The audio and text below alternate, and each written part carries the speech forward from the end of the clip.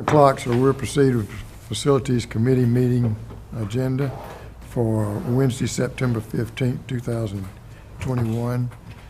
There's no public comment requested, so we won't have that.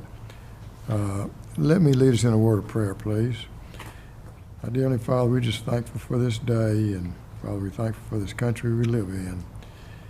And we just want to, we're thankful for Colonel Tom Boland, who used to work for this commission many years and helped it through some difficult times. And we're just thankful for his life and his dedication to our country and to our community. And we just ask you to be with his family and his wife at this time. He'll be sorely missed by many, I'm sure. And Father, we just thank you for our customers and the people we serve, and just grant us wisdom and understanding as we proceed with the business of the JWSC. It's in Jesus' name we pray. Amen. Amen. Amen. First item on the agenda is the minutes from the August 18th, 2021 Facilities Committee meeting. Do I have a motion? I'll move to approve the meeting minutes of the meeting as submitted. Second on that. Motion second. All in favor? Motion carries 3-0. Next item is contract award, CPOMS West CIPP. Mr. Burris. Yes, sir. We went out for bid August the 6th for work on 6,733 linear feet of 8, 10, and 12-inch ductile iron and truss piping in the CPOMS West neighborhood.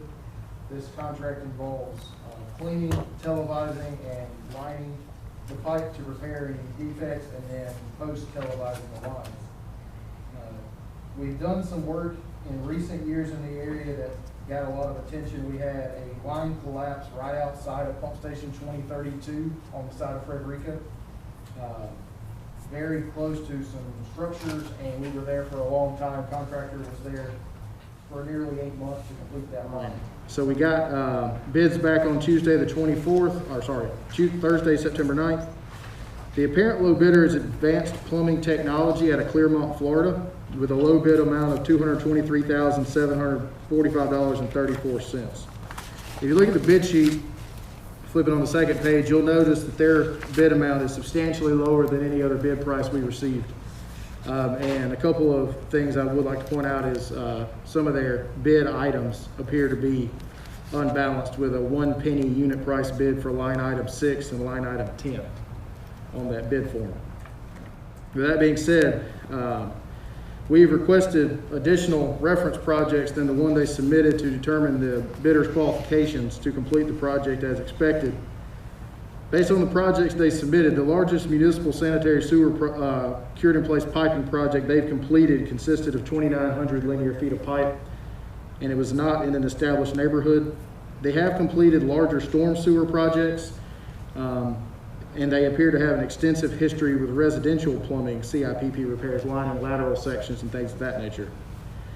This is a very established neighborhood. These lines are close to buildings and near a lot of landscaping, and these lines are not in great shape. So staff is uncomfortable with the previous work experience the low bidder provided.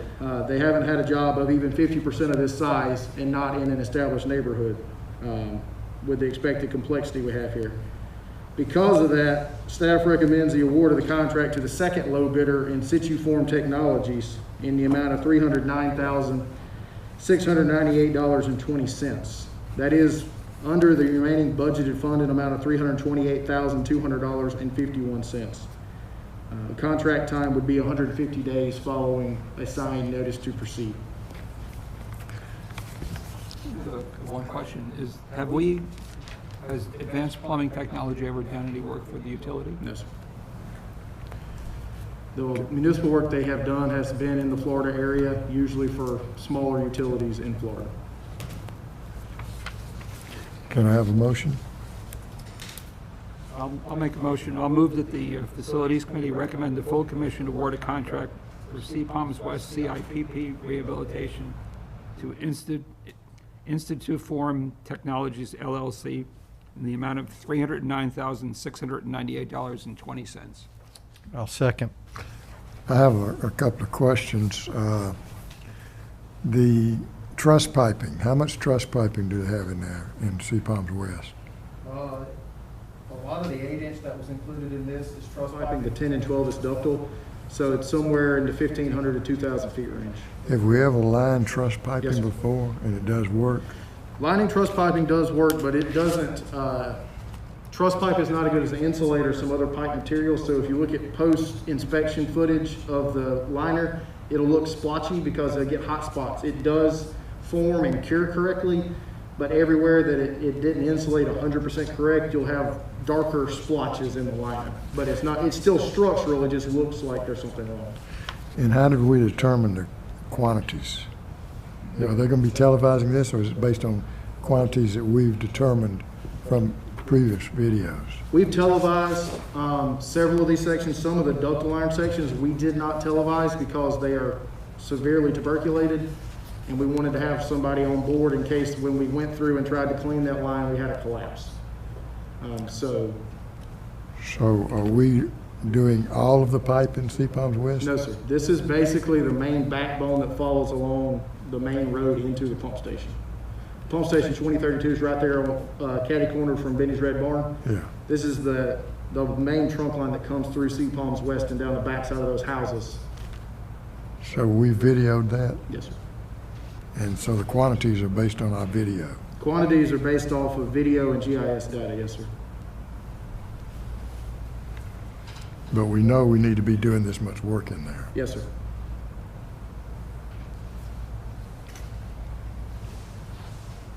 And what percentage of sewer lines in Sea Palms West is this completing, or relining?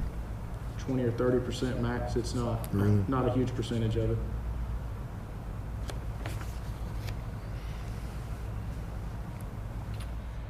I have a comment to offer about the bidders, particularly Advanced Plumbing.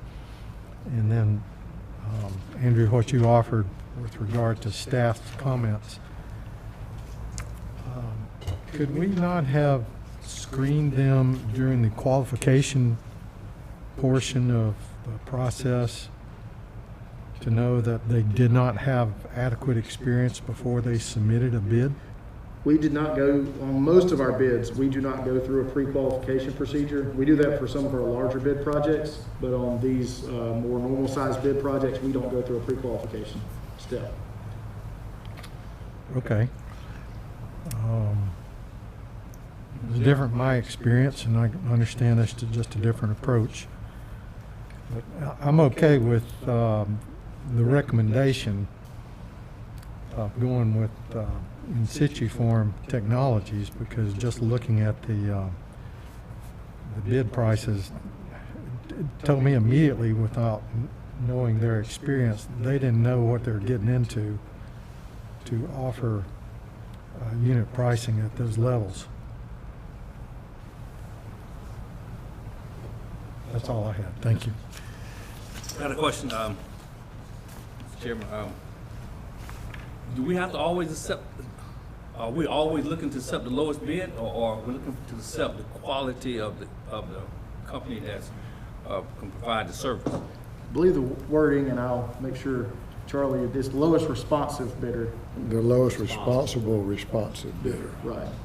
That means you gotta be responsible and responsive. Responsive is that he completes his bid form properly. Right. Responsible means that he's got the qualifications to do the work. Right. The reason why I ask that question, because if we accept this person here and then find out that you know, they can't do the work, or they go over, and then it start being performance issue, and it really gets out of control. And that is the main concern here. They are a licensed, the low bidder is a licensed utility contractor in the state of Georgia. They have all the proper licensure to do this. Given how low the bid is compared to everyone else, and also to staff estimates of where this would come in at, the concern is they're gonna get in there and it's going to be more than they were expecting, and they're gonna wanna add change orders to the project. And just feel like it would be opening a problem that we don't really need to open right now, particularly in an extremely established neighborhood like that. Is in situ form gonna be using subcontractors? They did not indicate in their bid that they would. Because a lot of times they sub out a lot of their work. Right. He has spoken with In Situ Form, the local project manager, and he said he's prepared to jump on the work. So he did not indicate he was going to be subbing this out. Now, nothing in the bid documents that says he can't sub it out, but he didn't indicate that he was going to. Have we ever had any problems with them on any project? No, sir. Okay.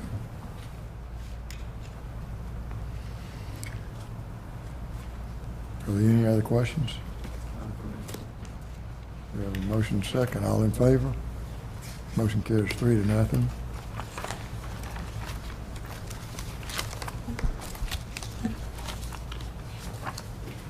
Next item is infrastructure dedication, Magnolia Manor. All right, Commissioners, good afternoon. This is a dedication item. It is dedication of gravity sewer infrastructure and also an easement around that gravity sewer infrastructure. It's in Magnolia Manor, St. Simon's Island, retirement community. And what prompted this dedication was an adjacent development by the same owner. So they have some property next door to Magnolia Manor. They're creating a residential subdivision within there. And in the review of the project and everything like that, we discovered that we did not have actual ownership, or it had never been dedicated officially, and we had no easements over the infrastructure that's going to serve this new adjacent subdivision. So this, in a way, is cleaning up our ownership records, our easement access, documented easement access as well. And the owner, or the Magnolia Manor folks, were more than happy to dedicate this officially to us with easements through their property to maintain. So we've got the original record drawing is an exhibit here. You can see that after the memo. And the lines in green are essentially the lines that we're talking about here, taking over as public infrastructure with easements. Following is the application that's pretty standard with this, our standard application document. And then also helpful to look at is the easement plat or the easement survey that shows the exhibit of easements that we're hoping to obtain so that we have recorded access to this infrastructure for future maintenance. And we'll say on the application, it does list a fair value of the infrastructure, given that this would be fully depreciated in our system had it been dedicated at the time of installation. That is why it says the fair value of the infrastructure is $1. So this force main, so they have a pump station in the back? There is a pump station in the back, correct. And is that their pump station or our pump station? That is our pump station. We've truth be told, we've actually maintained these lines, I believe, since they were installed in the early 70s. And Do we have title of that pump station? we do. I believe, I will double check, but I believe we have complete title of that one. Charlie, is that on the list? What's the number of that pump station? 2017. Yeah. Does it only serve them? No, sir. And it'll serve, it actually serves adjacent neighborhoods, I believe, to the north also, but also it'll serve this new neighborhood that's under construction right now that will route through this Magnolia Manor gravity system. So multiple residential areas plus this Magnolia The Manor. green line you said is a gravity? That's correct. What's the red line? What's the red line? The red line is a portion of gravity sewer that they're going to maintain as private. They're going to own and maintain that themselves. It doesn't quite meet our needs for easements. It's adjacent, real close to building corners and things like that. That's from the assisted living portion of it, right? That's correct. Right. Right. Nursing home portion. Right. And why are we accepting this? We're accepting this, number one, because we've essentially assumed ownership of it through maintenance through the years. Yeah. And then also, we do have other customers upstream that flow through this infrastructure. And with that being the case, we want to We don't want to have any private infrastructure in between our customers. Where do they tie into this green line if they're upstream? If you look on the vicinity map, the second sheet after the memo, or the first sheet after the memo, you can see there's a yellow line, and here I can point to it here, I'm sorry, right here. This manhole right here is a receiving manhole for some customers north of here. Okay. Tie in a drain and then go through the system. Also down here is another private force main that ties into another manhole. A couple different directions we have other customers. Are any of those lines running through the red line that we're talking about too? That would be purely on-site, and I can't put these two maps together. I'm sorry, I just don't understand. right. So this is the original record drawing when it was constructed, so it looks a little bit different with the building layout and everything. They did have some renovations sometime later. Yeah. Grab a bar or a mouse here. Your pictures are not hanging. Oops. What's that? The other rest of the. Oh, okay. Than mine. I got you. Let's see if I can point to it then. The graphic below the Google map, vicinity map, that's a snapshot out of our GIS system. So this one here that's on the screen right now is a snapshot out of our GIS system. So. Now, which line is that? The green line that we're looking at on the other, on the next one? Correct. And then the angle line is where it goes to that. The angle line- That's the green line on the, on that drawing there. From this point here, from manhole 210 to this direction right here. Now, what we're gonna have to do, this is gonna remain private.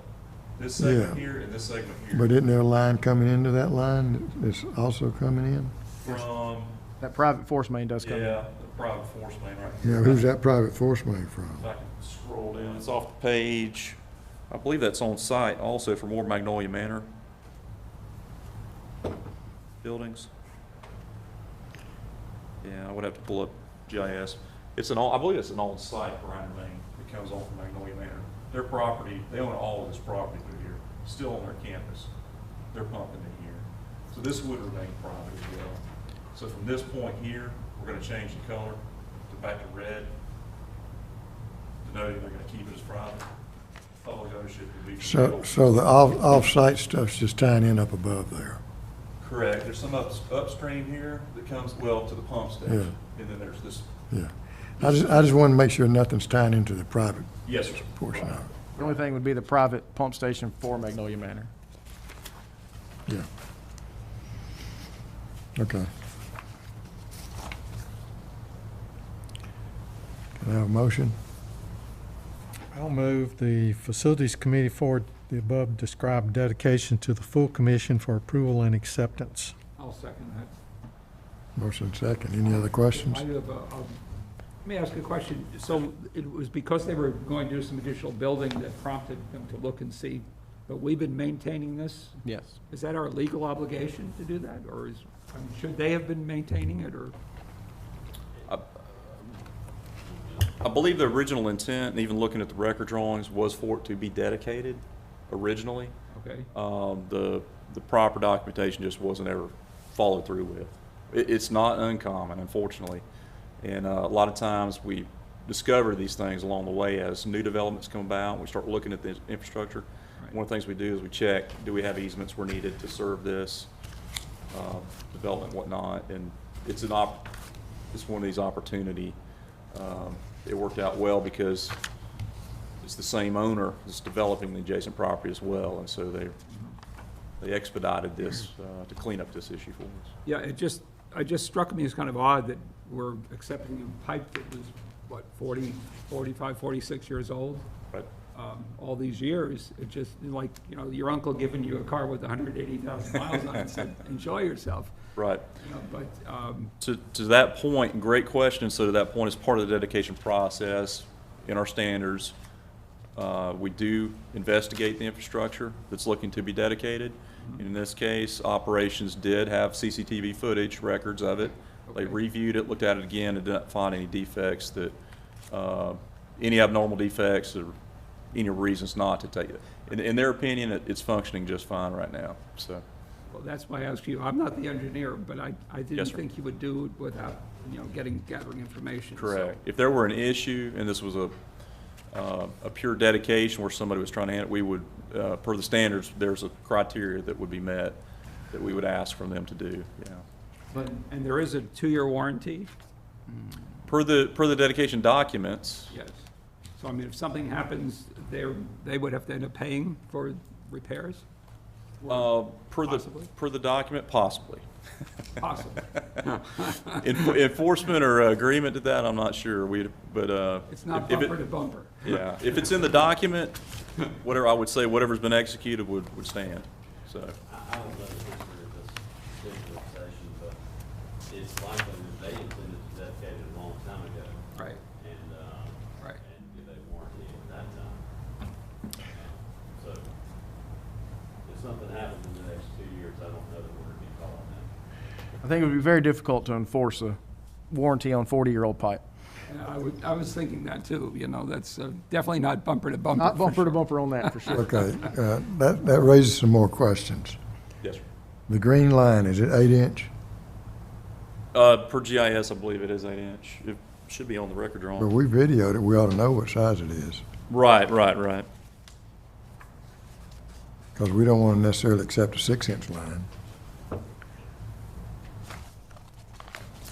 6-inch VC, so the red line upstream, yeah, none of the lines that we're accepting are 8 inch. The lines upstream, I think there's at least one segment of 6-inch. This piece up here looks like it's 6 inch. And does this easement that we're accepting include us accepting the pump station? Or do we already own? We already own the pump station. We already own the pump To the station. best of our knowledge, we already own the pump station.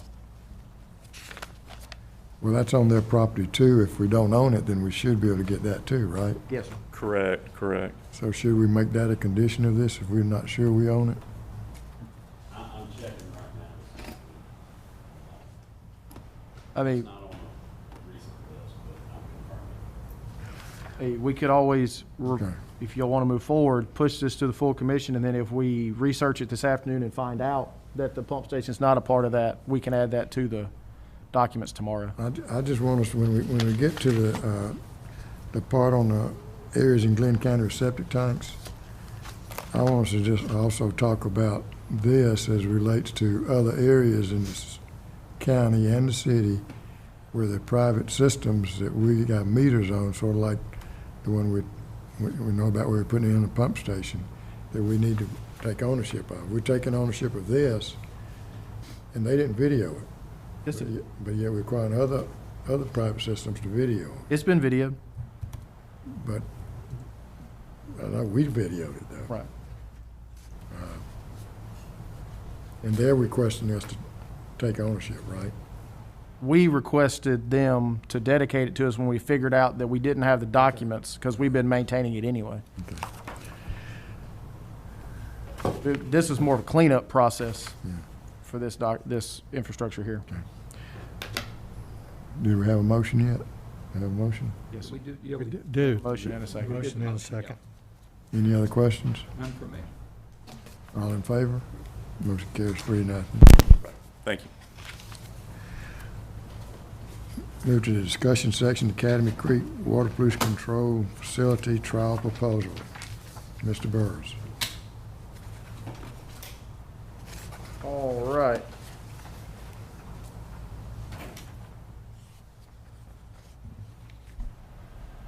Okay. Brief warning, this is going to get in the weeds. But this is a proposal for a company to come in and provide fermentation services to increase the ability to nitrify at Academy Creek. Nitrification is the conversion of ammonia in wastewater to nitrates and nitrites. The company's name is ABS, and they have a patented trademark system called Hyperbiotic. So we're going to touch on some terms that may be familiar, but not necessarily from a wastewater perspective. As we know, we have a permit requirement by 2023 to be below 1 milligram per liter ammonia leaving Academy Creek. let's get over here back to the presentation real quick. We'll scroll down, give you a bit of a sneak preview. NH3 is ammonia. This is Academy Creek for the last year and 3/4, and you can see the average is 7.1 and the minimum for the month is 2.8. Now we have had days that we have been below 2 and even almost down to 1. We have never had a day in the past year and 9 months below 1, and we have to get the monthly number below 1.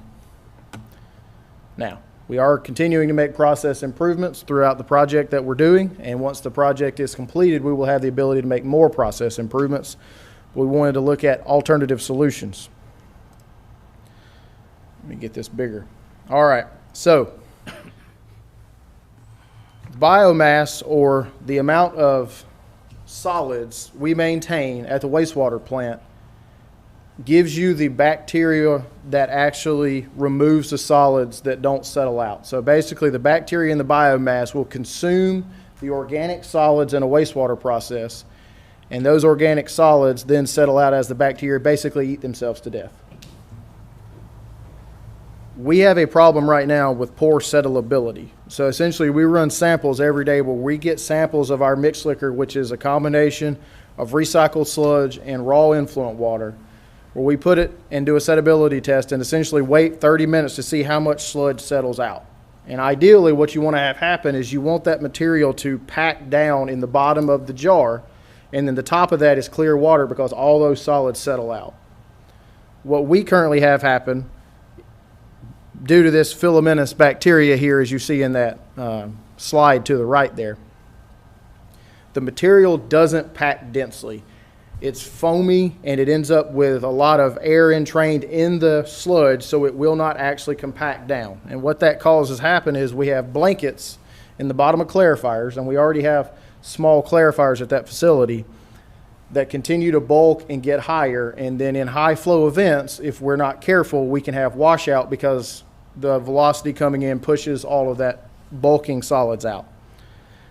This chart here kind of shows you this SVI, sludge volume index, on the y-axis of that chart is the settleability. Ideally, you want that number under 100.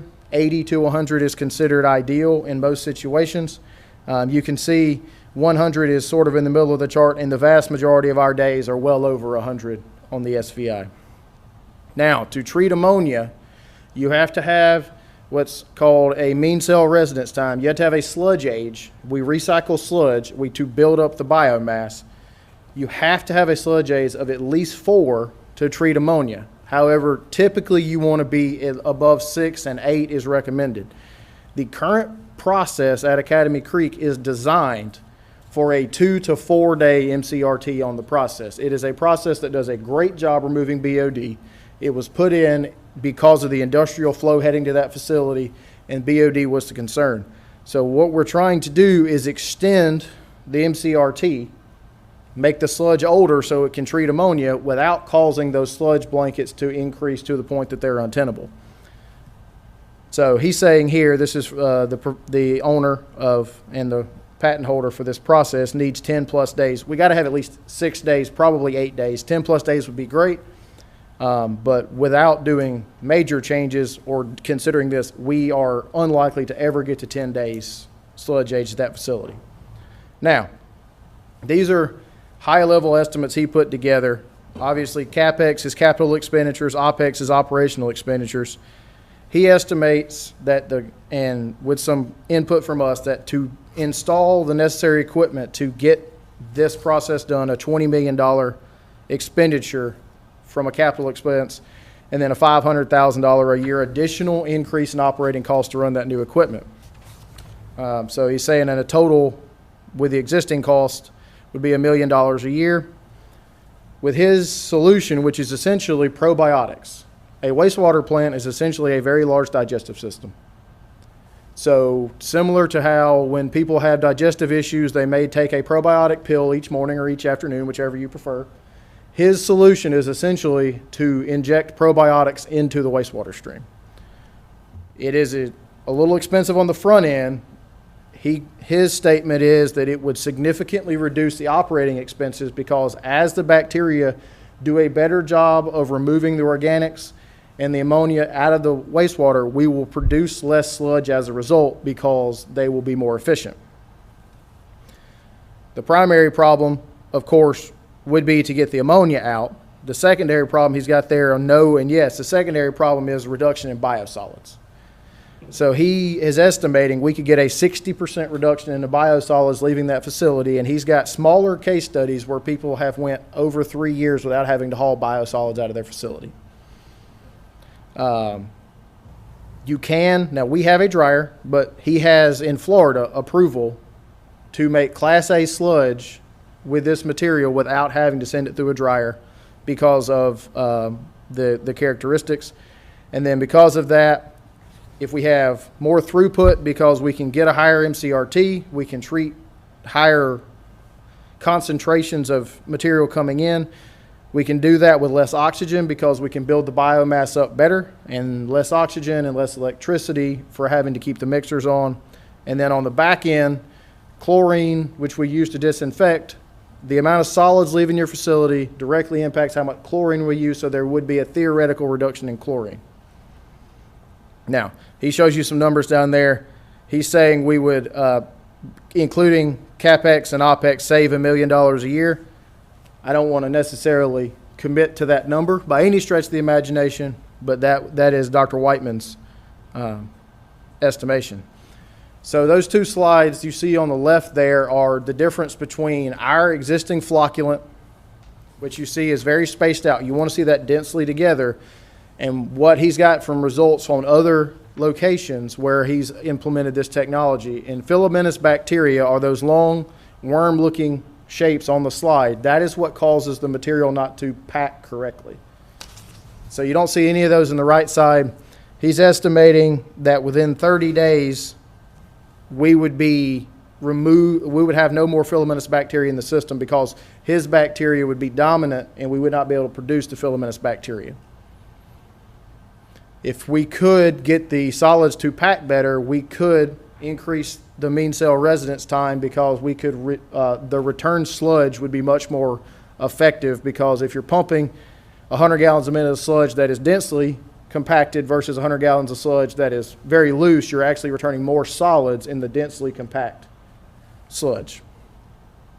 So this is a system, it's a Vitox system, which is a slightly different process. We have a UNOx system, but it is a pure oxygen injection system at a chemical plant that does wastewater that started using this program of injecting the probiotics. It's a heterotroph, which is what removes the BOD, and nitrifiers, which is what performs the nitrification. And you can kind of see there, he's got data that says in 17 days, they went from removing somewhere between 30 and 60% of the ammonia every day to removing 95% plus of the ammonia every day.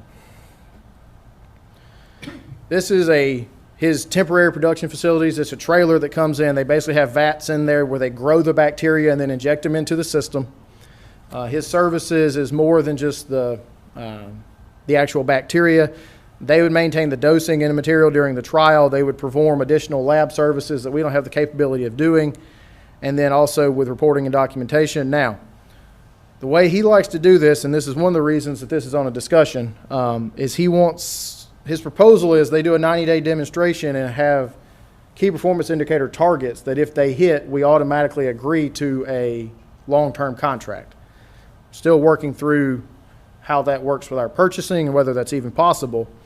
But with a permanent installation, like he has at some of his facilities, basically he would install a permanent facility on our site so this would continue, because essentially if you start the process and get the benefits of it, when you stop, you have one sludge age, so 8 to 10 days, that material is going to stay in solution. Once that one sludge age is gone, you have lost the benefits of it. So it's basically, you can't do this for 30 days and then expect that bacteria growth to maintain because they're not naturally occurring in our system.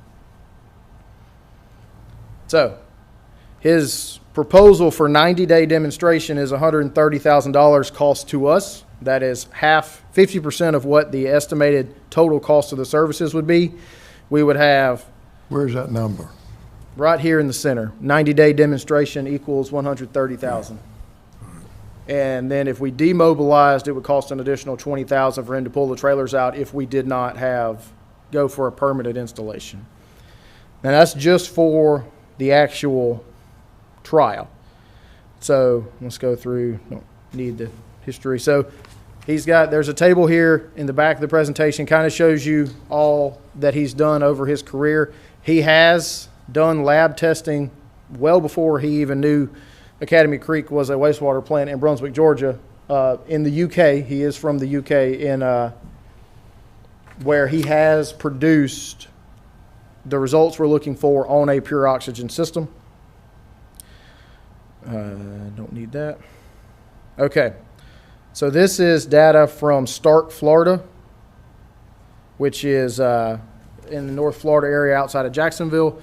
You can see there, this is their sludge hauling. They did not have ammonia problems. They had a problem with too much sludge because they were hauling liquid sludge and land applying, and obviously that can get very costly.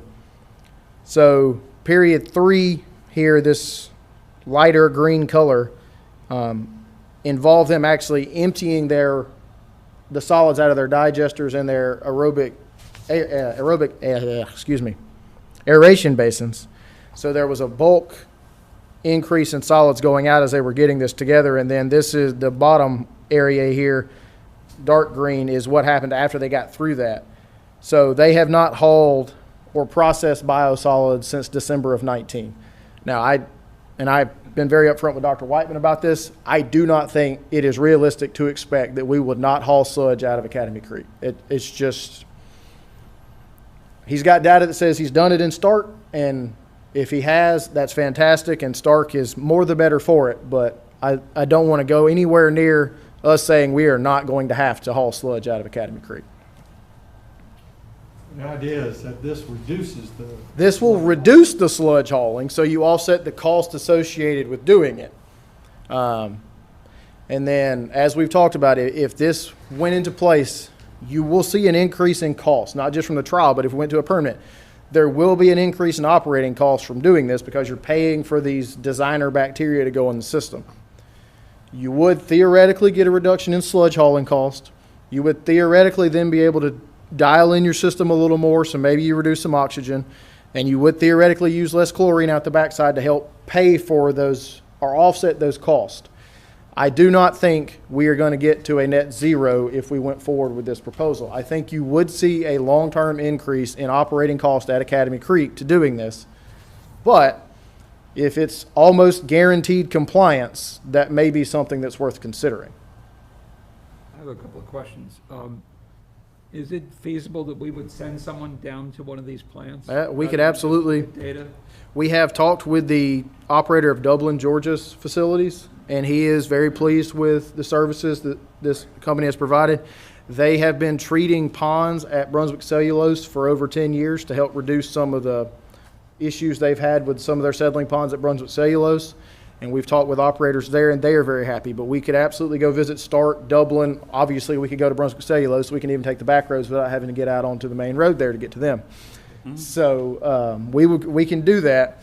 This today, there's numbers in here, but this today was for information purposes because I don't think this is a simple. First of all, it's $130,000 if we want to do a trial. That's a significant investment. But it's not something that we can spend $130,000 on and then 90 days later decide we're not going to do it because we're going to be right back to where we were at. Now, we are making process improvements slowly at Academy Creek. As the plant continues to perform and the project goes on, we will be able to make more improvements to that.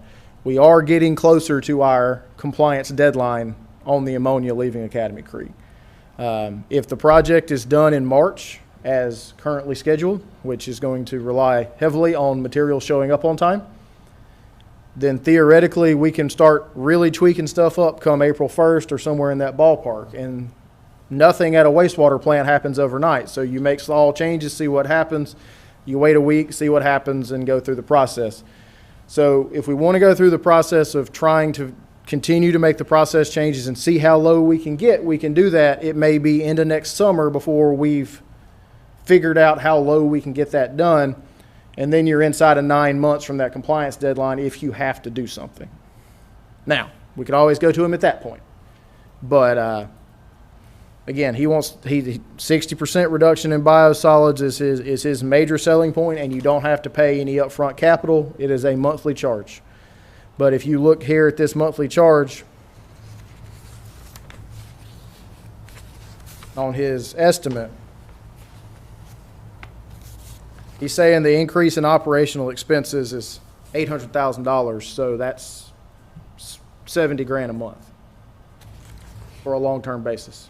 So, you know, want to be very upfront with this. I have significant confidence that this solution would work.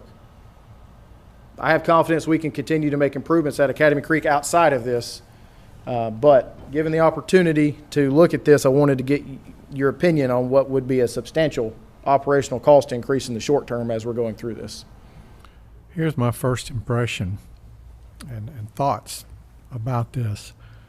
Appears to be a viable solution to put into play. The question is timing. Right. The other is, I'd like to know how many of these pure oxygen treatment plants like we have at Academy has he implemented this, or someone with this type of process has implemented, and that would tell me enough information to make a better decision. Right. Because why not look at something that somebody's already done and it looks like our plant? Then we would be reasonably have a reasonable understanding that we could get similar results. Right.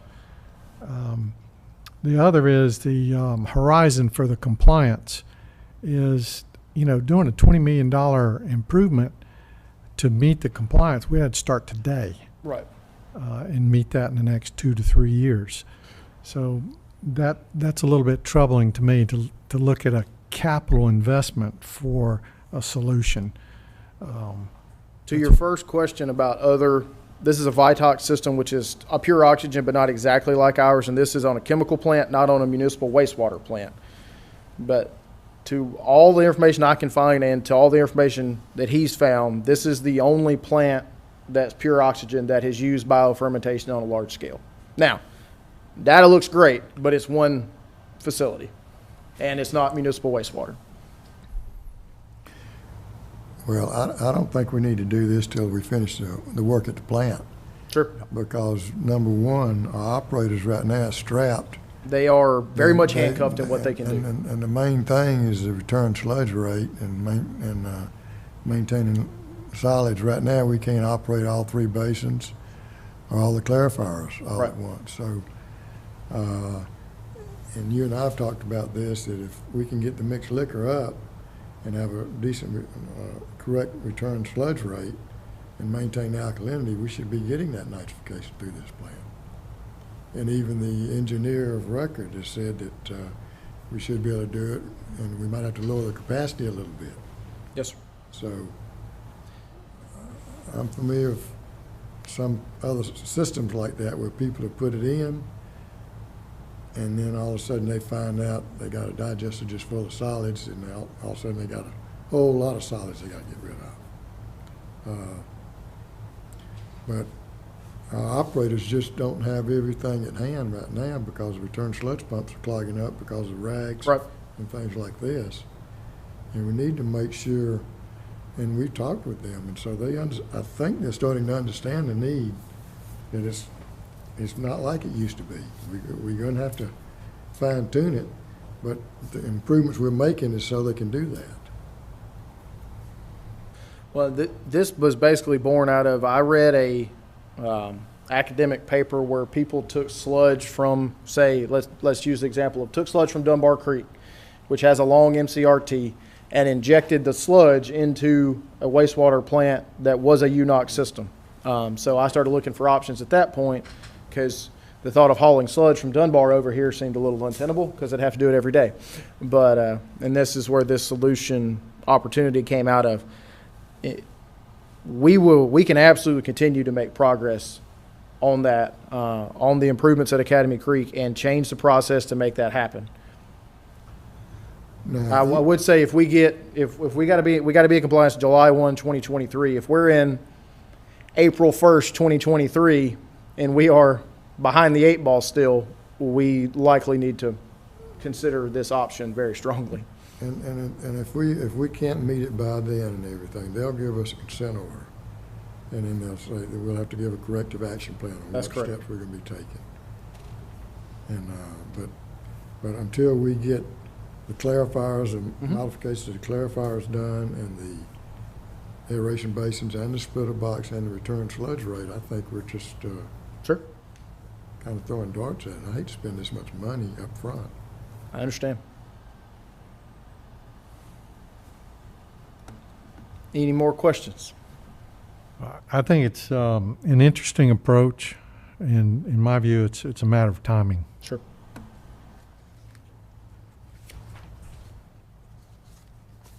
All right, we'll get back to our regular programming now, and no more discussions of MCRTs and nitrifiers and heterotrophs. That wasn't too bad, by the way. That was interesting, Andrew, thank you. Item 2, areas in Glynn County with septic tanks. Yep.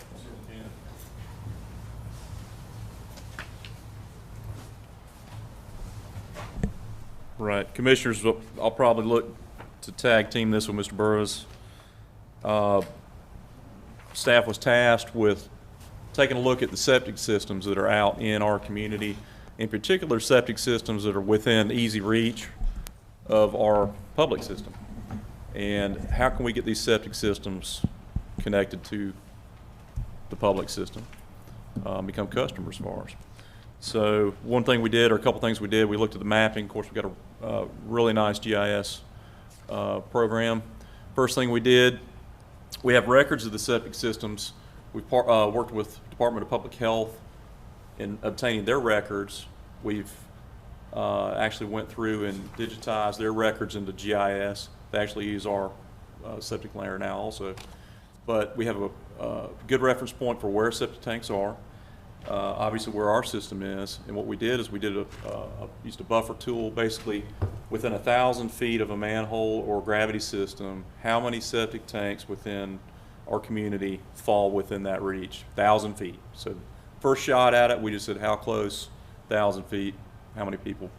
So far, there's about 2,400 septic tanks that were captured within a 1,000 foot buffer offset off of our gravity mains, wherever they may be.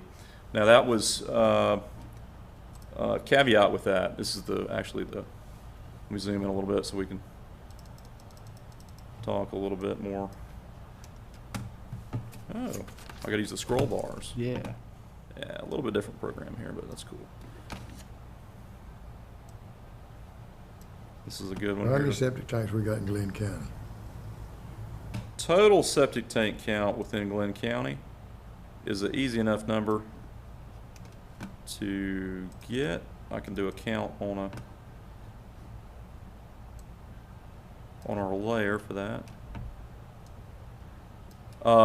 Totaling, I'll have to get that number total. We just looked at this first number within reach of our system, but now we're talking about septic tanks all the way out where we don't have any service at and things like that. To give you a kind of a back of the envelope, with the master plan, they said the sewer population is about 55,000 currently.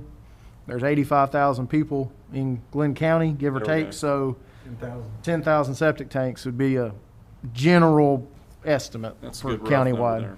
Now, what is red septic tanks? or green? Correct. So the kind of magenta color or purple color here, all these little guys right here, icons represent septic tanks. And where are we at? Where are you pointing at? I can't see that map. This here is Northwood Estates. It's just Old Jessup Road is right here, I-95, exit 38. Kate Road comes down here. Is the majority of this all outside the city limits? The vast majority is outside the city limits. What do we have inside the city limits? Inside city? Let's take a scroll down here to the within city limits. You can see a lot more green. So the green represent manholes. So where do we have them? Yeah. So we're Uh, pretty comprehensive with sewer coverage there. Arco area, The south end, was that, a little area over here, right off the edge of 341. that's where we're taking bids next. That's where we're putting together bid documents, yes, sir. Correct. I can zoom out a little bit, help us See a little bit better. So as you go north through the community, you can see you start getting these pockets of septic tanks. Now, we're outside the city limits now. Where's the city limits, Mark? This is Community Road through here. City limits actually go up just about right here. They kind of wiggle around the low. Where's shopping center. Where's Altama?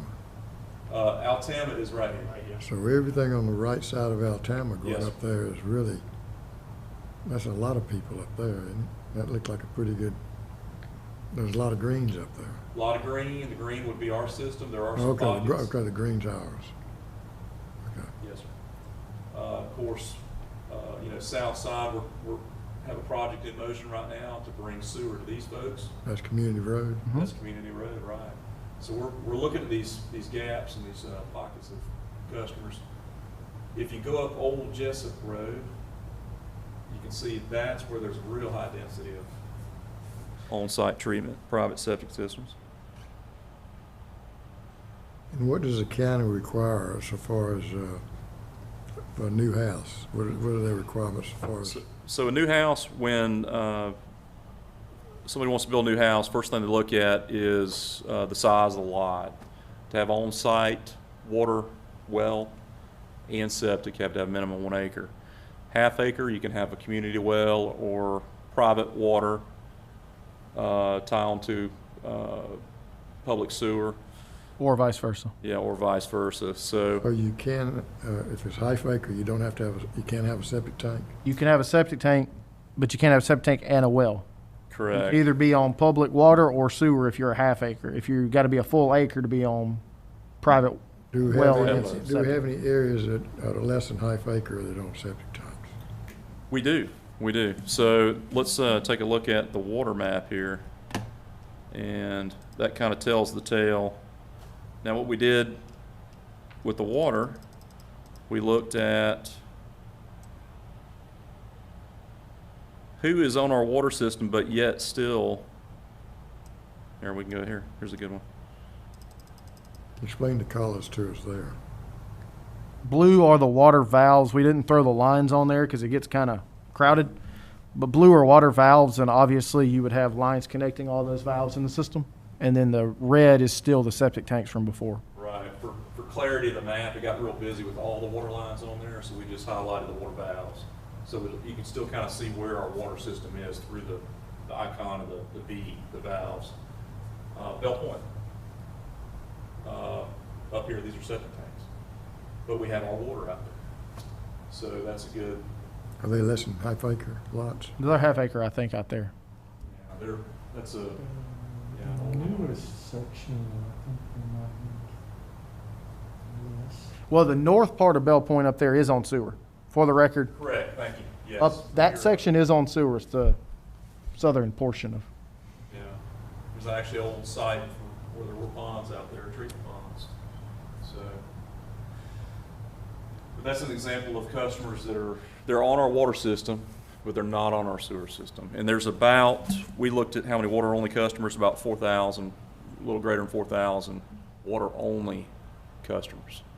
So that gives you an idea of potential folks that could tie on, be water and sewer customers. So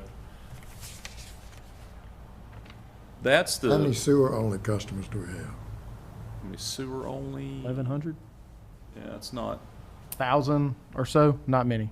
not too many, So, but filling in the gaps is definitely the intent. So the vast majority of the ones that are close to our system are north of Community and Old Jessup in the North Mainland area. You've got some on 17 and a handful down at the south end of town. And there's 2 neighborhoods on St. Simon's or 1? Yeah, like St. Clair. Okay, so one thing, thank you. Can you zoom in St. Clair? We will. Where's that? So another thing that we didn't do with this first go at it for discussion is we didn't include force mains. So we only looked at gravity. We really prefer to get folks on gravity. So you didn't look at if they have pressure systems? Correct. So that's We the didn't, next. we didn't look at our force mains to see if they could even manifold it in at this point. Right, so the number of potential customers that are easy connections is gonna be greater than that 2,000, or the number that we looked at. Once we add in the number of force main, people that are within close proximity of force main. And typically, people that we see are willing to run about at the most 500 to 1,000 feet of 2-inch grinder main to get to our system. Much more than that, the cost gets enough to where it makes business sense for them to just replace their septic system. So on St. Simon's as an example, St. Clair subdivision was developed with on-site, it's our water, public water, but with on-site treatment for septic systems. So as those systems are failing and people like to utilize more of their yard or the space they have, we have a lot of customers that are tied into our system via grinder systems. So now we've got, through the construction of the customers, extending the grinder main, we have a good network on some of the streets out there of 2-inch force mains.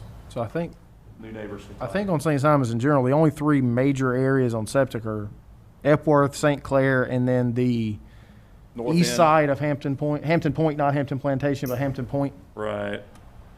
So so Epworth, like Ms. Burrow said, There's a Epworth few on the houses in west. Durham Village, obviously. Yeah. Here, there's some cluster septics down here, Dunbar Landing. Everything else pretty much on sewer. And if we go up to the north end, you're going to see in Village Creek, all of those folks out there are currently on-site treatment. And then once you get up to the very top, Hampton Point on the east side, as Mr. Burr said, they're all on septic currently. Our water, but on septic.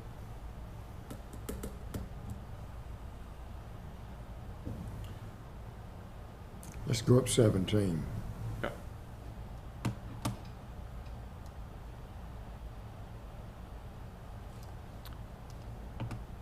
So we've had a lot of focus here recently on the 17 North. To give you a reference, this is exit 42. Just over here. Is that Morningstar with the red up there, the red dots? That's correct, yes, sir. So Heritage Estates, right next to Morningstar. And then if we travel down 17, And where's Mudcat Charlie's?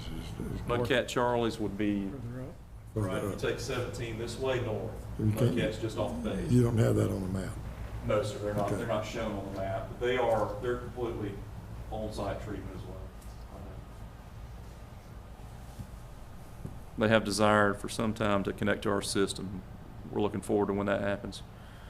If you come down 17, Okay, slow down. Okay. Marshes of What's that McKay. area right in there? Marshes of McKay. Marshes of McKay. Chuck, what do you think about that? I think we're on septic and water, our own water, private wells. yeah. What size lots y'all have? They're good size. I don't think they're an acre. I think they're probably, Half acre. probably an half acre, I think, yeah. Yeah. Traveling further down 17, pretty much everything to the east of 17 is going to be on-site treatment. We have capability of having sewer in Marshes of McKay? You could get sewer to Marshes of McKay in those areas. Building the backbone would be costly, but it could be done. Yeah. Basically, we'd probably put 1 or 2 pump stations in that big area and then pump it out to 17 where we'd have a backbone at. You think your neighbors be interested in that? I don't think so. They're pretty independent people, so.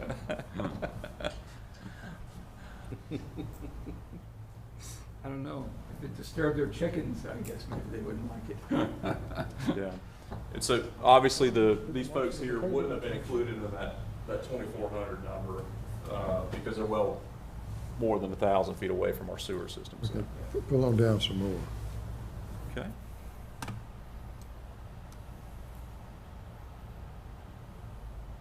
This is getting down adjacent to Fletsy. And then this is several mobile home parks along the way. Also, we've got one Druid Oaks. Druid Oaks is right here. Chapel Crossing comes out, Fletsy Gate. Druid Oaks is right here. Now, where's the Golden Shores? Golden Shores is back right here. So these folks actually right now, they're actually installing a gravity collection system with their own internal pump station, all internal private work, and then they're going to pump to our system. We're going to receive it via manhole right here. Who's going to own that pump station? They will. They want to maintain and own it. So their internal system, they're going to own and maintain. Is that a subdivision? Mobile home park. Mobile home park. Mobile home park. And they're on our water system? No, They're on a community well. we're Community going well. to meter their community well for their sewer flow. So how will we bill them? Sewer only off of their community well water usage.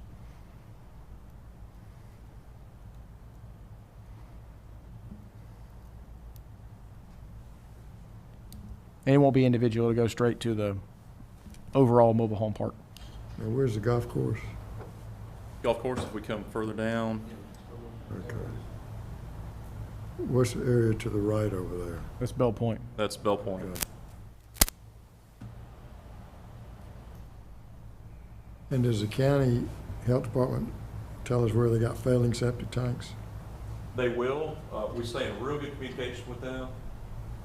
First place they reach out to see if water and sewer is available, they reach out to us. And if it's within 500 feet, that's our by ordinance, that's the standard. To the nearest property corner, we report back to them if it's within and available. And if not, Department of Health lets them move on with private systems. If it's within, then we start exploring the cost for them to connect. And we do everything we can to get them onto our system. Do we know what it costs to drill a private well now and to put in a septic tank?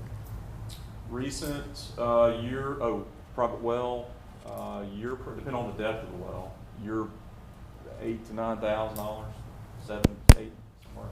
12.5 is the number I had last week. Okay, It's gone up from 2 years ago when I drilled my mother's in. And That's what what- is that's for what I was what told. is it for a septic tank? What's the septic going for? What's a septic tank? Oh, 12 to 15. 12, So that's $25,000. $30,000 for on site. Now, I will say, Wow. we've had multiple people that have wanted to be on our, or been told by public health they need to be on our system because they're within 500 feet. And they'd had to put in grinder stations and bore 400 foot of grinder main, and contractors have been giving them numbers to do that of $50,000 to $60,000. Yeah. Yeah. And so a lot of those people will request variances because they can replace their septic tank for 10 or 15,000 versus 50 or 60 grand to get on our system. And that is not the tap fees, that is the cost from the contractor. That's true. Yeah, it's on top of capital fees, that's right. So in that regard, a lot of times, it depends on the situation, but in a lot of those situations, they do get granted variances from tying on so we don't cause a financial hardship on somebody that's got a failing septic tank on a 40-year-old home. Okay, let's go up Old Jessup, because you mentioned that, and we haven't looked at that.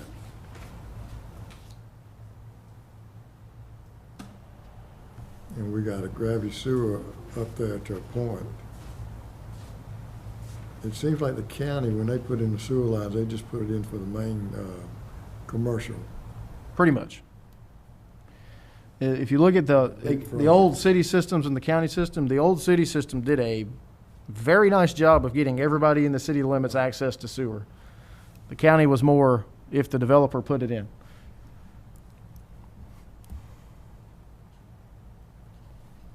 Now, where's Ellis Point on that? Is that up there on the left? Ellis Point's right. Okay, what's So that? 303 coming in, What- Blind Mountain. What's that up above on the other side of 95?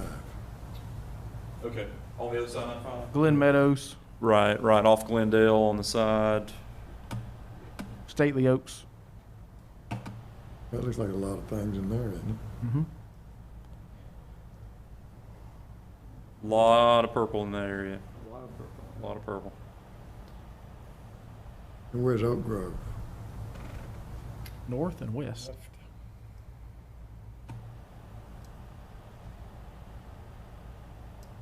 Oops, I went a little too far. Where's 341 and 99? Is that That's Oak Blythe, Grove that's there. Blythe Island over on the left. No, that's Oak Grove right there. That's Oak Grove? Yeah. Well, that's gonna be taken care of once they get that unsolicited proposal, right? We'll take care of the multifamily. yeah. The multifamily will, We could tie, we could tie private grinder mains in. you know, are those half acre lots? They are. Yes. Oh, yeah.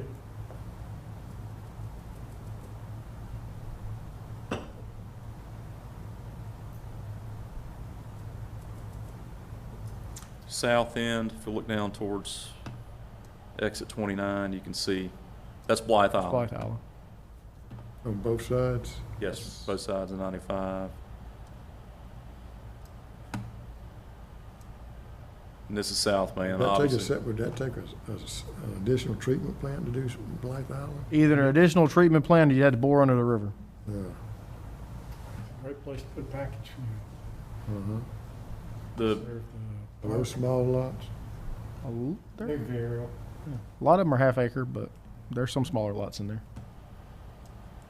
And in South Mainland? and then South Mainland. Speaking of Blythe, I know Glynn County's looked at doing some improvements and really expanding their RV capabilities out there at the park. And they're kind of limited to what they got out there right now with the existing system, treatment system. So South Mainland, you can see it's, of course, it's isolated right around the exit, and Would DOT let us 29. hang a force main from the bridge? From Blythe Island? Would DOT let us hang a force main for the bridge on 303? If they, when they gonna widen that? It's not 4 lanes, it's 2 lanes, isn't it? two lane, right, 2 lane. The Blythe Island Bridge is 2-lane, yes. Yes, yeah. I wouldn't say they would approve it on the first shot. Yeah. Attaching to the bridge. They're pretty, the couple times we've talked to them about bridge attachments. When you're building the bridge and you make accommodations for conduits, they're more receptive, but after the fact, they get funny about attaching 2 bridges. So that probably would be a bore, but If we approached them and if they plan to be widening it sometime in the future. absolutely, right, that'd be the time to do I it. mean, that That would road be. will be widened sometime in the future, won't it? You think? It's a corridor, and I'll tell you what, 303 gets pretty busy. Come up that road at 7:30 in the morning and you'll wish it was widened sometimes. Especially when something happens down exit 29. Yes. 303 becomes. So, it's almost similar to the island, Yeah. Demery and Sea Island Road and 17 and 303. A traffic disturbance at exit 29 only occurs between 7 and 8 a.m. And Who would know DOT's plans for that? We can reach out to them and see what their long-term plans are for 303. We haven't heard any rattling about widening. paving, yes, but Paving, yes. Right, correct. So the paving plant we talked about last month's meeting, that's resurfacing. So, Okay, let's go to South Mainland then. We got Okay. a lot of So- bridges there. right, so South Mainland, and I'll zoom out so you can see a little bit more of the extents of South Mainland. That is pretty much it to the Camden County line. Little Still River, Camden County line here, 17. Most of it is situated around the exit and the treatment plant.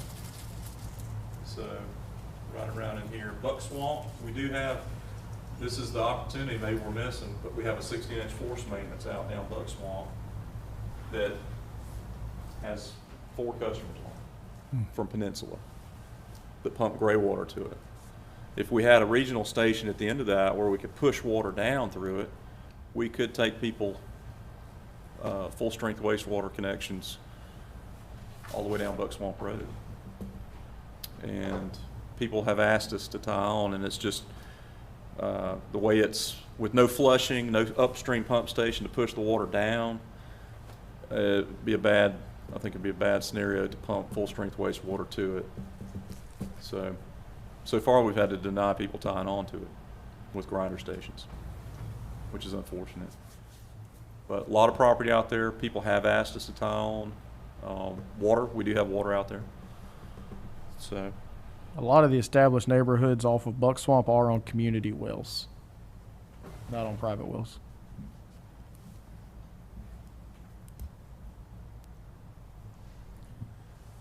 Well, what does the committee think we ought to be looking at on this? We need to give staff some kind of guidance. I think that's a definite thing that we need to look at right there.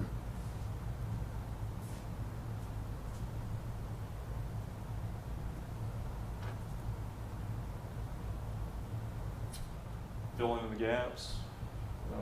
You know, with the approach with ARCO and community was fill in the gaps where you've already got it. I think that personally makes more sense than trying to run new lines a lot of places, because I think it's substantially less cost effective to do that than it is to fill in. You know, we've talked about Ellis Point multiple times, and the estimates we got on that were $15 million to bring on Ellis Point. And that's 400 customers, but it's, you know, it's a lot of money. So, and with that being said, we've also sent out surveys, and I think best case scenario from surveys we've sent out to neighborhoods is 50-50 whether people are interested. Could we send out with the water bills, the people just water only, just to get a survey of how many people water only would like to be connected to sewer if sewer was available? I don't think we can send it out directly with the bills, because we'd either send it to everybody or to nobody. We couldn't pick and choose, right? The targeted mailing is challenging, but we can do surveys as we've done previously. Right, we could pull the addresses and send out separate letters to them, but as far as sending it with the bill, that's going to be challenging. You don't think we ought to consider something like that? I think my thoughts are is we ought to target areas that we can fill in the gaps like we've done with ARCO and Community Road. That's part of our expansion strategy to get service to people. And then there's some other areas that we may want to look at putting in small isolated systems until our network grows enough that we would relocate that to another place or eliminate it. You know, and then even another layer would be looking at individual treatment. The thing out by Peninsula would be a good place for that individual treatment system right now. They have step systems out there now. So they have a step system, the Orenco systems, it settles out and the gray water is pumped out and the solids settle out in the tank, and you're supposed to get it pumped once a year. So that's why they're pumping gray water out there. So they're pumping gray water, so they have to pay a septic truck to come out once a year, every homeowner? Are they supposed to be? There's an agreement that was signed that says we will maintain those 4. And the same agreement says that everyone else out there that wasn't currently constructed could put in a septic tank.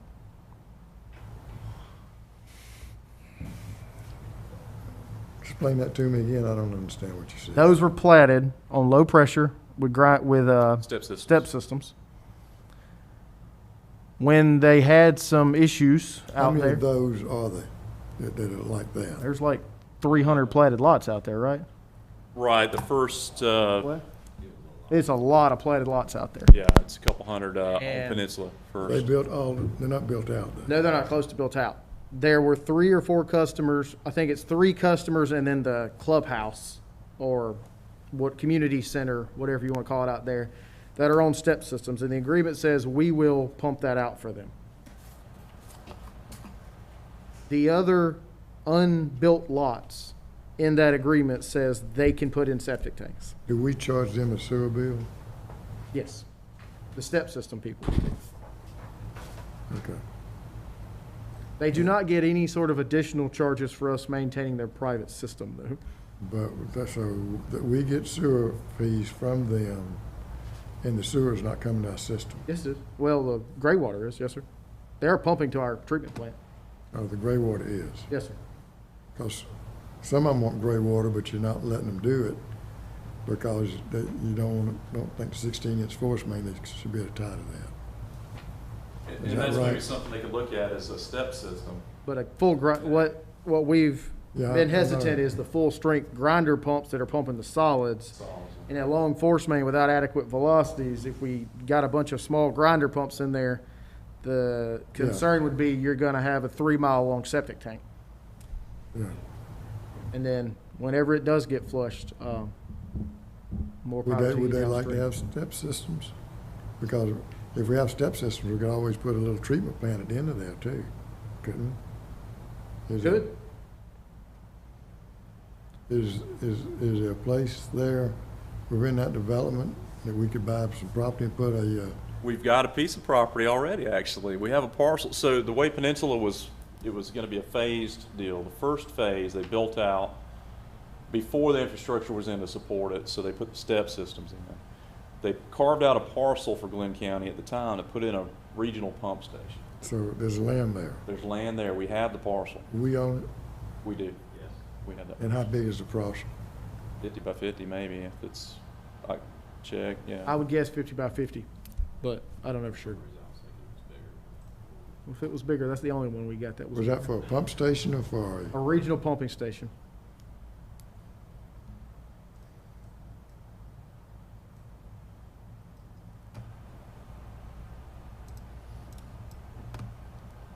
For the record, it is no longer known as Peninsula, so we're referring to Peninsula, but that is now Longwood, in case anybody is confused about Correct. what area Well, we're we talking could, about.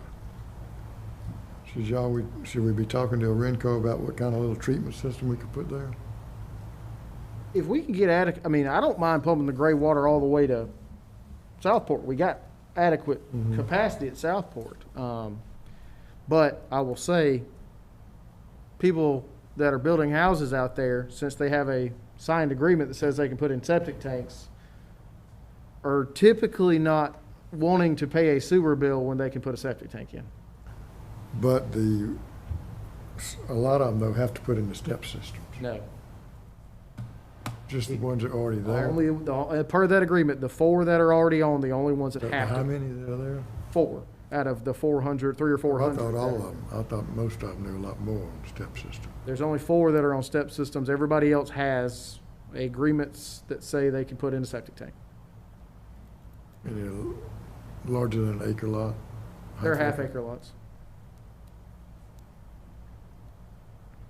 And then there's actually adjacent property, as you see that roadway coming down, that I believe is owned by the same group for future phases, if they build that out. Who's that agreement with, the county? No, it's with the development. So did Joint Water sign the agreement or the county sign the agreement? Glynn County, I think, wasn't it? Was it Joint Water? No, that was, The original agreement? I did the agreement, so it was not the county. No. So the septic, the allowance for septics, that was during Joint Water. The original step system We agreement would maintain the step system. was back in Glynn County just before the formation, the transition to, we actually have the minutes from the meeting, the commission meeting, when that was discussed. So, agreement.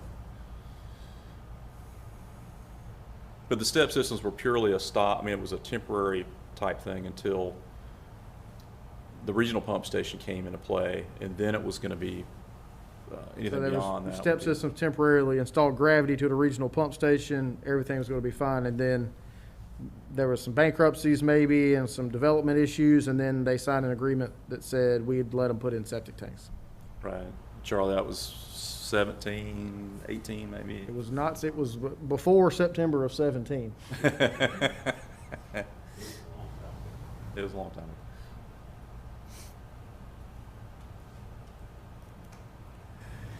Do we have, are we gonna talk about this at all in the commission meeting tomorrow? Wasn't planning on it. We can add it, but we weren't planning on it.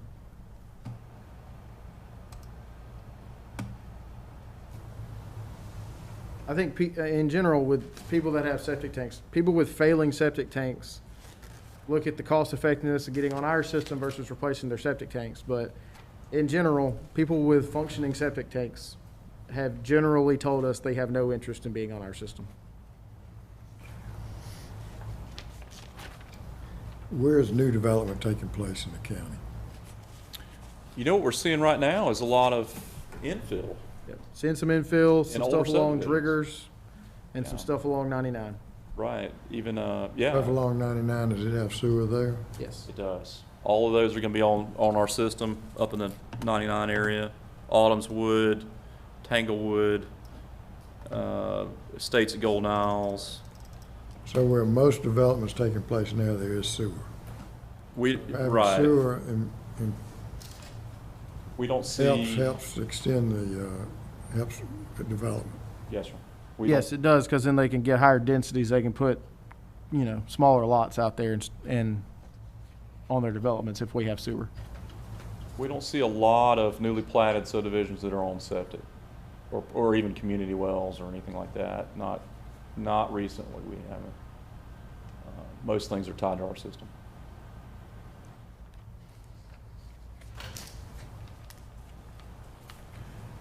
Well, do we want to do anything else with this? Well, I think we need to, probably in a working session, to go through more granularity of the numbers, target some areas, and that's going to align with a strategy that we Right. can agree on for the whole commission. I think the commission at large needs to agree on a business strategy. And then the staff can put together the numbers for the areas and the potential cost and the timing for those. Okay, Yeah, I agree. I think that's what we should do. okay, I think we should have a workshop with it. okay. Okay. Thank you, Todd. Water pollution control plant flows report.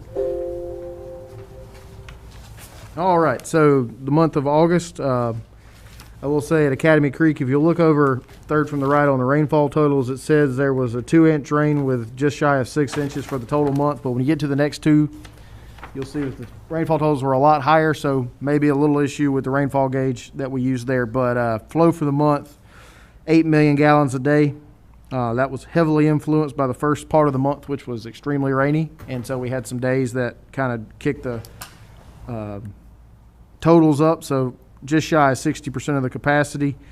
You can see that the BOD and TSS coming in, no I&I, you'd be in the 250 range for both of those, so quite a lot of dilution water getting in the system there.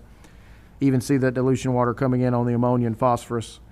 But within permit at the facility, despite all the ongoing work there, so 95% removal of BOD and 94% of TSS. Those numbers are lower than what we've had in past months, but the influent concentrations are also lower. So if you get the same level of water out and the influence lower, your percent removal is going to be lower. So it kind of gives you And an what idea. percent of our plant are we actually operating? We are operating basins 2 and 3 and clarifiers 3 through 6. 3 through 6, and how many clarifiers? We've got 9. We got 6 clarifiers. 6 clarifiers, we're operating 3 of 6? We're operating 4 of 6 clarifiers right now. So 60%. Yeah. And then we're operating how many basins? 2 of the 3 basins. So that's 60, 2/3, yes, sir. 2/3, okay. So, well, if you look at our flow graph, If we operated more, then we should be able to have the longer retention time, so we should get the ammonia down, right? if we operated all 3 basins and tried to get the biosolids in all 3 basins up, I believe we would have more issues with bulking. My personal opinion is once everything gets interconnected so we can run all 6 clarifiers at the same time off of all the basins. Right now we can't do that. Is that we need, based off the flow rate, to actually go down to 1 aeration basin, increase the solids in that 1 aeration basin, and use all the clarifiers to handle the solids that we're leaving. I think putting all 3 basins online, when you don't have, you got 170 BOD coming in, you don't have enough food to keep 3 basins happy. And so I think that would actually be exacerbating the current problems. Okay. But if you do look at the flow chart on, graphical representation, we're pretty close to where we were last year. I mean, months up, months down, but overall, we're in the same ballpark as we were last year. At Dunbar Creek, the flow was up again. Again, when I said before, the rainfall total is a little different. This is showing on St. Simon's just shy of 8 inches of rain for the month. So you did get quite a lot of I&I in there. We are going through and reviewing pump station run times now, because even with the amount of rain we had, the flow is higher than we would expect. And you can see the BOD coming in at 150. If we do a basic mass balance at 250, that would indicate, 40% of the water coming in there was not wastewater. So, but facility handled it very well. We're still down to one basin, even though we had a flow of 3.7 for the month. The effluent concentrations are great. We are having a site visit out there Friday to paint the basin that has been down. So hopefully we'll be back up to 2 basins very soon out there. But with 97% BOD removal, again, with only 150 parts coming in, those numbers are going to be a smidge lower, but TSS 99%.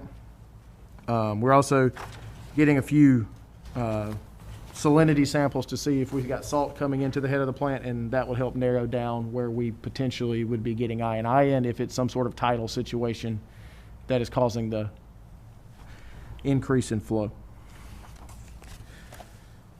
But the last 2 months have been a little high, but not excessively high for what we've had in the past at Dunbar. And overall, like I said, we suspect we've got a new I&I source that we've got to find.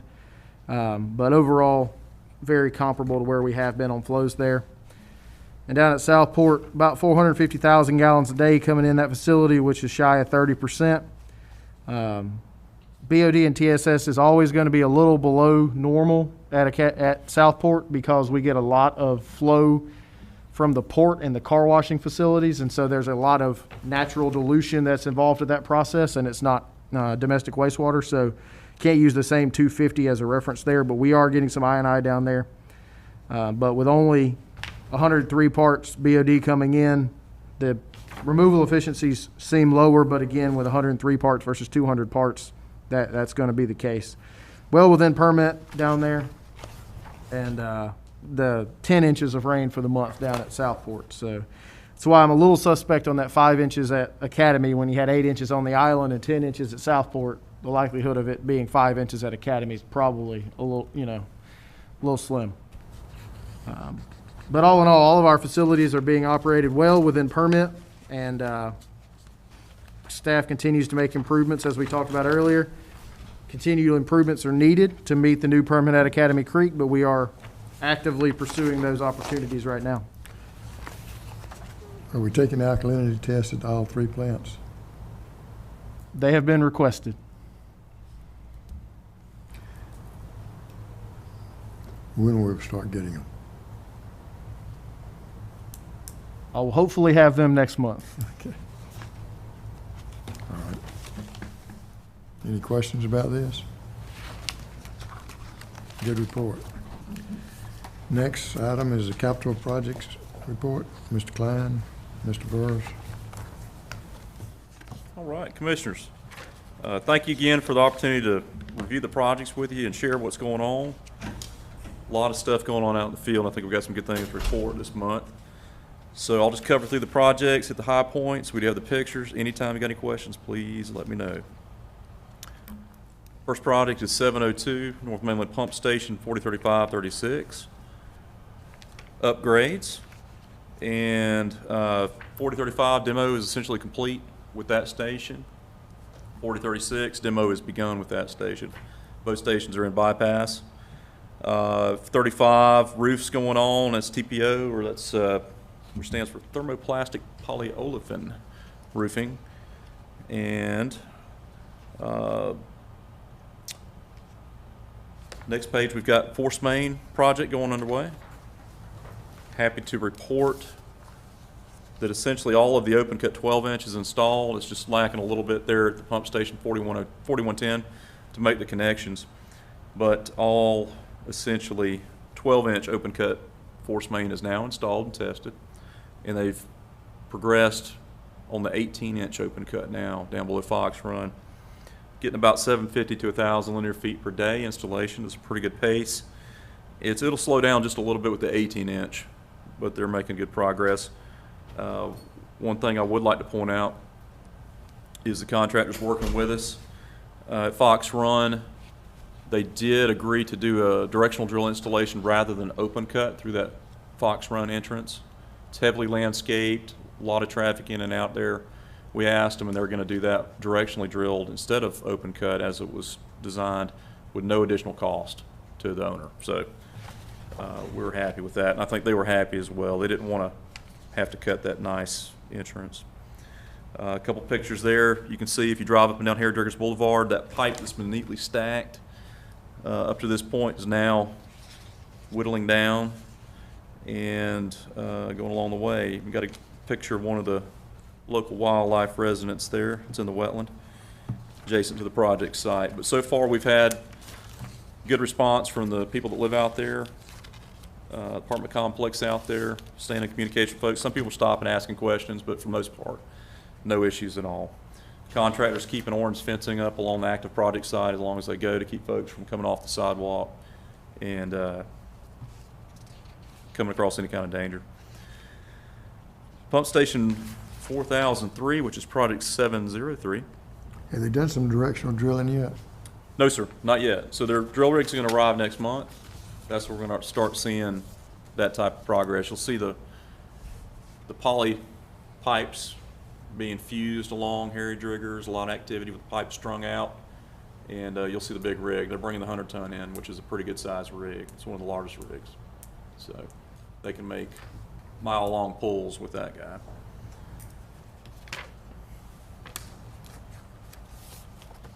Okay, 4003, just down the road here, across from the waterfront.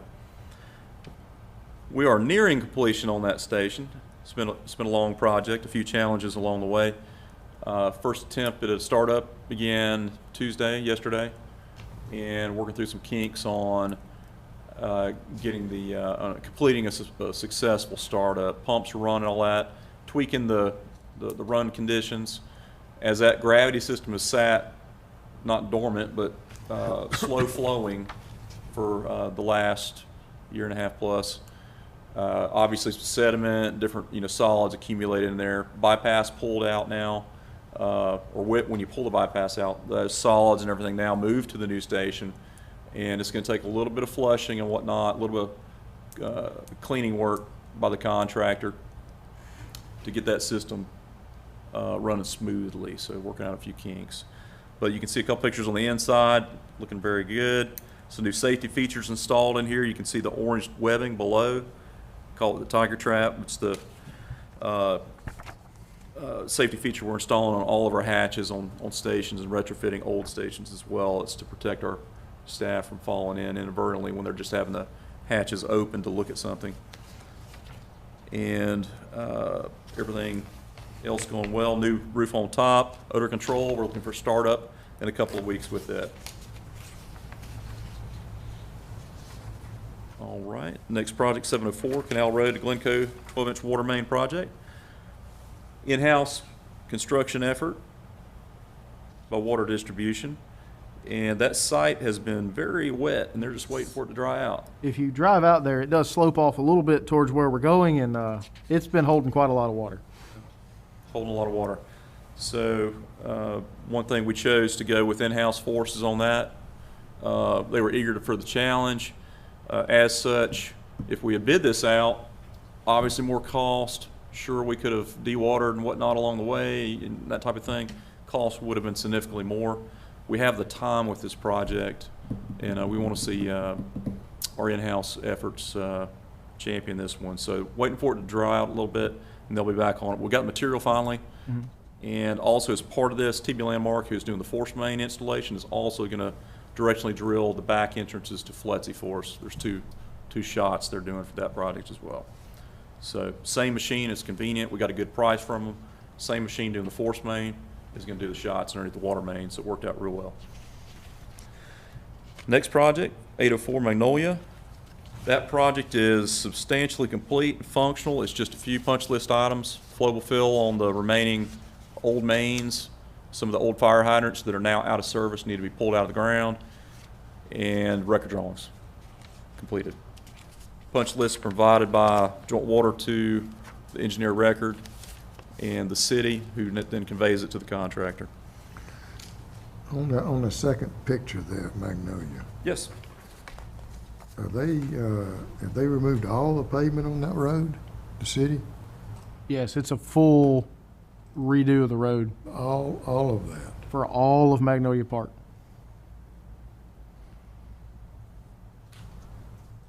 Do we know that all along? Yes, sir. Okay.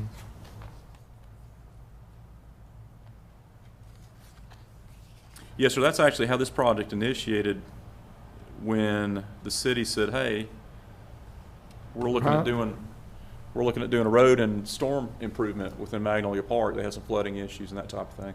So when the people are coming, if they live on that street, how do they get to their driveway and everything? What was the question? Homeowner access is being maintained throughout. It's currently the vast majority. Some of the streets have been paved, but a lot of the streets in there are currently in dirt situation. But it's construction in progress. So they're taking everything out, putting down a new base and everything. It's correct, full road replacement, right.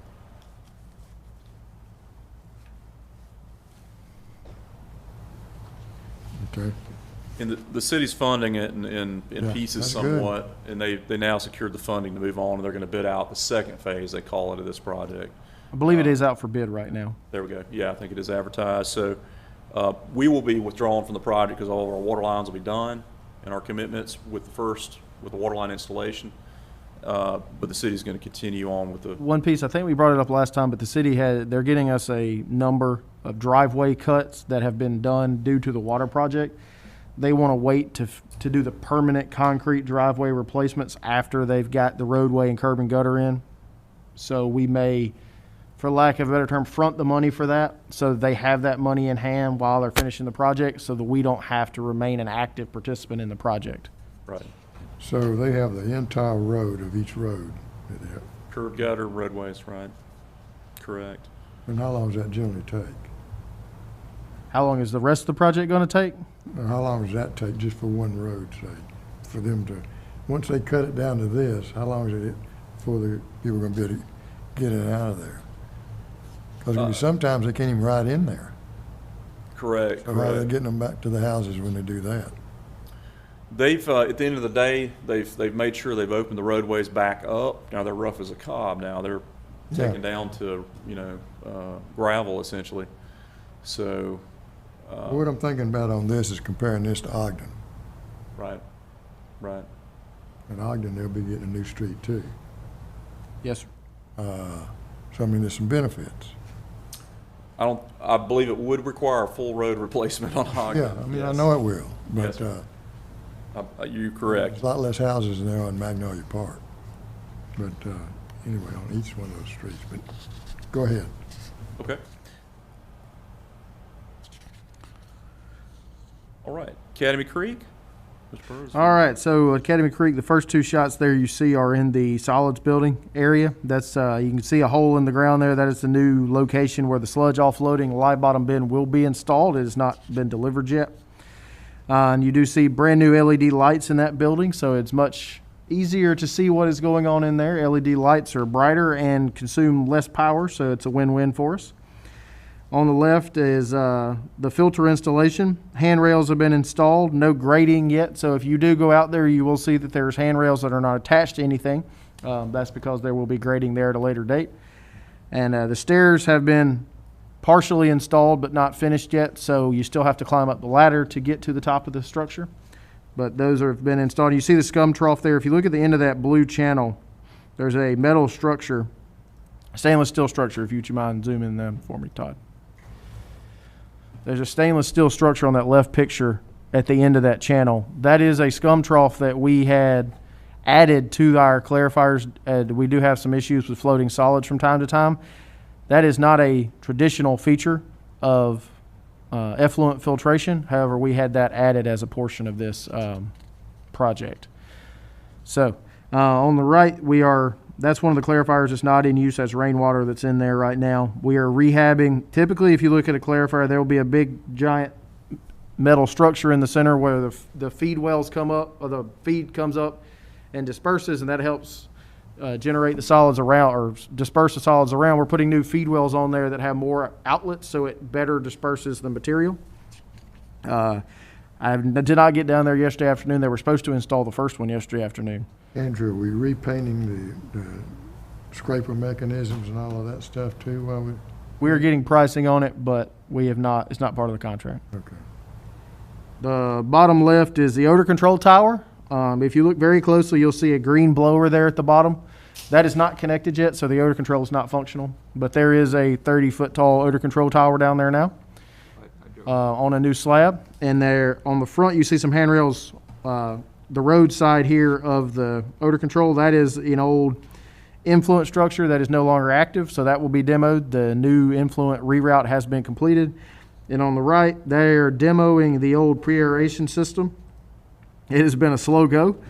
They have demoed about 80% of that thus far. The remaining part cannot be demoed until they complete the installation of the new splitter box. So they have poured the footers for the new splitter box. They're going to start forming walls next week, so they'll be in there for the next 3 to 4 weeks, pouring concrete and pipe and installing piping and everything there. But then their demo subcontractor will come back and finish demoing the remainder of that basin. So quite a lot of concrete and rebar being pulled out, and that is an old aerated grit chamber that has not been aerated for a while, so there's quite a lot of grit that's being hauled out of there as well. It's clean looking grit. Okay. All right, pump station 4105, force main 4105, 107, but it's 4105 Basin Expansion, and 4036 CIPP. So 4036 CIPP project is in motion, and lining work, we expect to see the contract remobilized first week of October, due to complete by the end of November. And there's a couple shots of the existing lines as part of their project. That's going to be a tough one. I will say that bottom left is probably the textbook example of what a gusher is when you talk about I&I. That could be in the book, yeah. What kind of pipe is that? Ductile, I'm assuming. That close to the station, that's most likely ductile. Yeah. Or cast. I don't know. Cast. I think they call it cast in GIS. A gusher like that happens when there's more rain, or is it just? No, that's continuous. That's 24/7. groundwater. That's groundwater. 365, yes. Okay, it's groundwater. just- That's continuous. Yeah. I was hoping for the better. But So when you do CCTV inspection, there are weepers, runners, and gushers, and that kind of gives you a kind of a okay. descriptor of how much water's coming in. We generally see more weepers and runners. You don't see a whole lot of, pressurized gushers coming in there. Yeah, it's like a garden hose almost. Yeah. I was gonna say, it looks like a pretty good flow they're moving. Right. So you can see the scale and whatnot, the buildup that our contractor, who is Bionomics, has to remove before they put that new liner in there. So again, you want folks with experience doing this when you're doing these. These segments also do lie within the 36 basin, so which is exit 36. Underneath I-95 in particular, there's a couple segments they're doing. So, okay, Bergen Woods, force main. We are still waiting. Well, I'm not sure what I did there. For materials to arrive. To do For the force main? Yes, sir, for the force main. Do we have a contractor on that job? We do have a contractor. Contract has been awarded. Georgia Asphalt is the successful contractor. Materials availability is hurting us on this one here, and we're trying to, we spec the product out with HDPE poly pipe with green stripe. That's in our specifications, and we have been alerted that there's possibly some non-striped pipe we can get a hold of sooner. And we'd be fine with that if we can get our hands on it. It'll have the tape, the green tape, and green mark tracer wire on it, so we'll know it's force main. We can do without the stripe if we can get the pipe sooner, so we're trying to get our hands on that pipe. But so far, we have not put any pipe in the ground for that project. And that project will serve Bergen Woods, which is, they're doing the clearing now for that project, as well as it'll serve the greater safety complex, Glynn County Public Safety Complex. Sea Palms East Waterline Rehabilitation, an in-house distribution project. Anticipated 8-inch waterline rehab along North Windward Drive.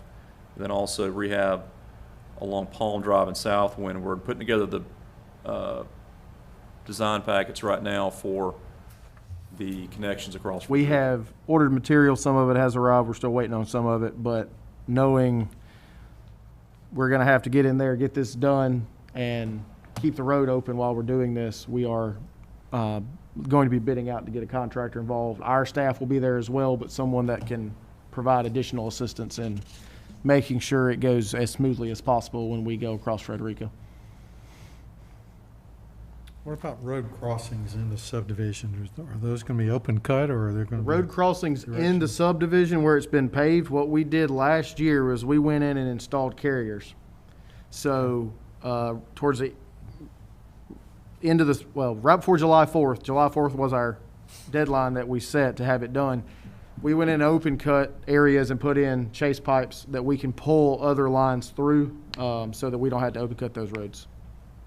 Okay. There was a promise of barbecue if they got the pipes done, and I tell you what, they got them done for free barbecue. Nothing wrong with incentives, right? Thank you for asking that question. Staff is trying to be proactive with that one for sure. All right, Oak Grove Force Main. That project is out for, it's being advertised right now. It's out for bid for construction. Looks like 9/21. We're gonna have that pre-bid. Looking for bids first week October.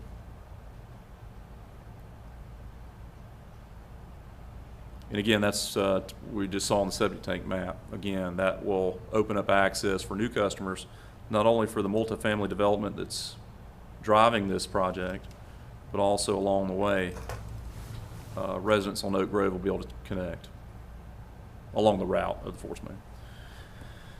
2002 force main replacement. We have sent back comments on the their 100% submission, mostly minor comments there. Got to get a few easements along the way to make this work, and we are also getting engineers providing takeoff quantities for us so that we can order the material for this project to try to get it on the way. We have to pretty much have this, no, not pretty much. This has to be done prior to spring break next year, or we're going to have to wait till the next This is fall, on Arnold winter. Road, right? Arnold Road, yes, sir.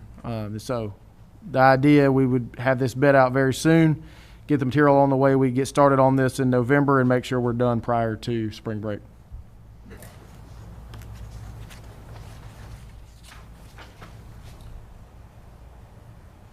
All right, next project, 2016 Arco area, water and sewer extensions. As we talked about, we got plans back from EPD with a few comments.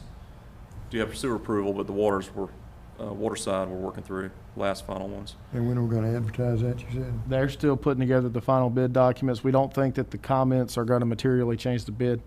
Yeah. So we're hoping to have that out in the very near future. Our engineer was dealing with some illnesses and was unavailable for 3 to 4 weeks.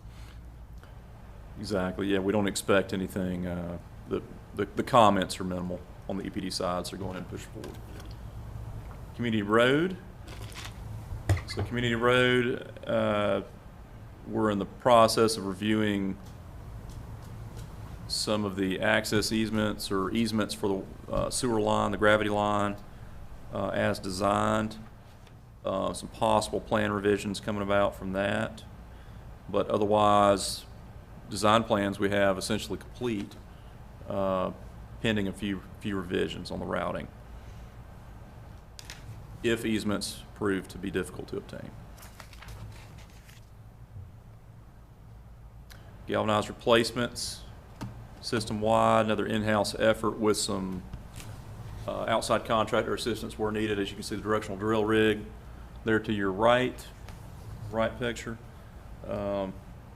pushing a piece that looks like 2-inch down through this one. We've replaced right at 1.5 miles of galvanized pipe so far in this project, and we are fixing to do a larger section of Wesley Oak Drive. The way Wesley Oak is kind of a zero with a line through the center of it, we're about to do the top and bottom of the zero around. So they get a contractor involved with that, just because to let it go quicker in there, but we're still working through that process. Do we have that contractor under an annual contract or anything, or how do we select these? We get quotes and bids from people and move forward. Most of these are shorter shots. We don't have the ability to drill, so we get a per foot cost and then go from there. That's it. We've used, this is underground excavating. We've used them on several occasions. They can pull up to, I think, 12-inch. They did a 12-inch casing on the underneath the community for us. Okay, pump station 4116 rehab, force main upgrade. The project's progressed about as far as they can until pending material delivery. Got pumps. Some of the major components are on hand, and just waiting on delivery of the precast tops, some electrical components, electrical panel. Once those are in hand, the contractor should mobilize pretty quickly to get Where's back. that pump station? Public safety complex. Public safety complex. And site looks really good. Actually, contractors worked with us for an in-field adjustment on the elevation of the site, brought in a little more fill. Systems pumping operations brought in some fill dirt from 4003 that we had left over, and was able to bring the site up so the electrical pad could be brought up and to their liking. So contractor working with us on that. No additional cost. Did we design that pump station? We did, yes, sir. Okay. Okay, meter replacements, year 1 and 2. They're going through auditing the remainder of the services like we've talked about, projected to finish that in November at this point. Current numbers indicate we're about 40% of the system has the yoke bar setup that we were looking for. And so if the audit is completed in November, we will work with the contractor on getting pricing on, since we know there's going to be, 8 or 10,000 of these in the system we're going to have to deal with, instead of, if you know you're going to get 10,000 of them, can we get a better unit cost than 1 or 2 at a time? And also potentially accelerating it from a 4-year project down and just releasing them all at one time to the contractor so he can reduce his overhead and maybe help out with that pricing as well. We have all the meters in. No, sir. We do not have all the meters in, and meters are becoming a supply chain failure at this point. Another one. We are Wow. now robbing meters from this project because we're doing the audit, because we were told that meters would not be delivered till the end of October, early November for our normal operational procedures. So what we've been told is they had to shut down because they had a COVID outbreak at their facilities, and that once they get caught back up and we get deliveries in early October, end of October, early November, they shouldn't have any more delays. But obviously, that's a concern when a builder or a commercial contractor calls and wants a meter. It's not acceptable to tell them it's going to be 8 weeks before we can put a meter in the ground.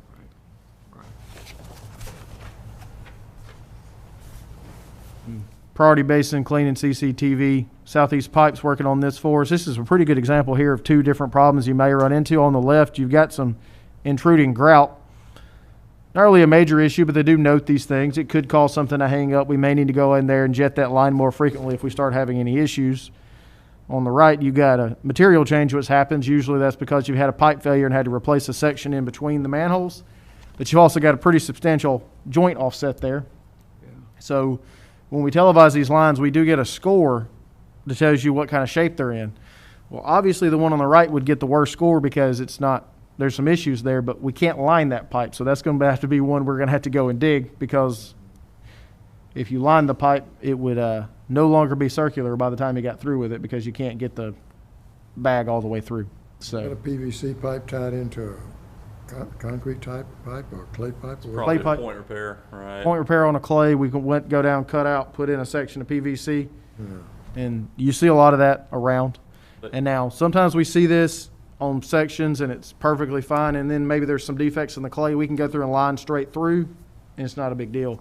But with that offset, That I was personally wouldn't recommend lining that with that offset. lining it with the offset? I would not line it with Oh, the not offset. with that. That's probably a fern. They probably used to use fern coats for Yeah. repairs to join them back in, couplers. Now they use mission style, which has a stainless band. It's a lot more rigid and keeps it from dropping. Keeps that repair pipe concentric with the hose pipes. I'm going through the videos from the 4002 basin, which is the south of Gloucester basin here. And you will see that picture in a lot of places south of Gloucester. Wow. On the other picture, the first one where the grout's intruding, is that where we would use a beater or something to smooth that out? You before can, lining? you can't, well, that, I'll be honest, that picture to the left, I'm not sure I would even recommend that for immediate lining. Understood. But if we were going to line it, yes, you could send a cutter head down there, cut that out of the way, and then line through it. Okay. Carefully. Carefully, very carefully. Yeah, I would think so. If you cut too much out, then you can't line it, you gotta dig it. That's it. All right, that's the end of the project picture report at least. Now, we do have a lot of other projects in the list that don't show up here, but these are the major ones that are in motion with something happening. Just a general comment and question regarding our scheduled performance. Have we relooked at our major projects with regard to the supply chain challenges to evaluate the schedule on that? What we do, once we start on this report, once we set the schedule on day one, on the calculated performance index, the schedule does not change. So if we get a supply chain issue and we go past the schedule, then it's going to show behind schedule even if it's outside of our control. Right. So the schedule performance index is based off of what the schedule was when the project started. So that number now, some of the projects like the plant project, they've had to shift their order of operations, but so far they're still projected to finish Right. in about the same time frame. But some of the other ones, you will see them starting to get a little further behind because of these supply chain issues. Yes, mostly the linear projects Yes. that have the challenges. Yes. All right, thank you. Good project. Any other questions or comments? I want to commend both Andrew Burrs and Todd Klein for everything they're doing for the JWSC. They're working very hard, and I think they're doing a good job in improving the organization and obviously helping improve all the facilities too. Thank you. Nothing else, meeting's adjourned. 2 minutes before we start the next one. Yeah, we don't have very long here.